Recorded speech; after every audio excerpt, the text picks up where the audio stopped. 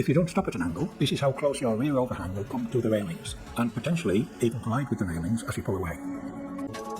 Here is an overhead view showing the tail swing across the pavement when pulling away at various distances from a back vehicle and the curb. This is the wrong way.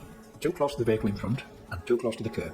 If you have to stop too close to the vehicle in front, you can position your bus a distance away from the curb. However, there is an increased risk of cyclists passing on the near side. Plus, if elderly or disabled people or people with prams and pushchairs wish to board or alight, you will need to get the entrance platform closer to the pavement edge.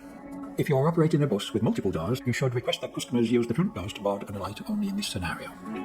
In this example, we have two vehicles parked before and after the bus stop. If you see this on approach, the ideal situation is to stop before or after the bus stop, assuming it is clear, safe and legal to do so. When stopped in this position, you will need to lower the platform and take a good look in your near side mirror. If you cannot stop before or after, you should stop parallel with the vehicle.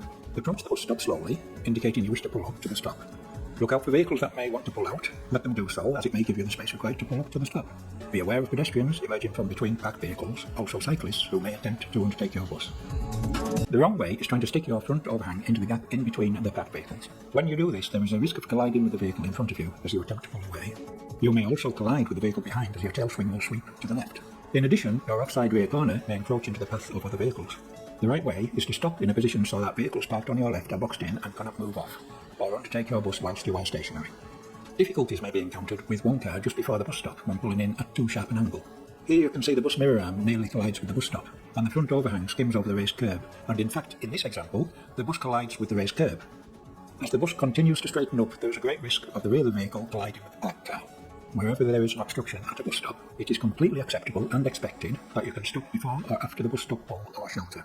When stopped in this position, you will need to lower the platform and take a good look in your near side mirror, as cyclists may try to pass you on the near side.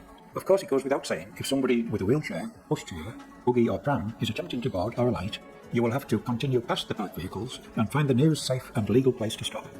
Looking at this example, there is already a bus at the bus stop, and we have to stop close to the gap in the railings to allow the customers to board and alight.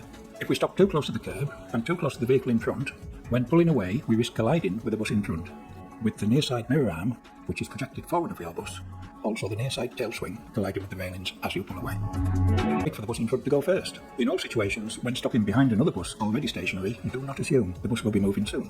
The bus could have broken down, it could be waiting for a driver changeover, or there may be another reason the driver is not with the vehicle. Therefore, when stopping behind the bus, you should stop in a position where you have room to pull around.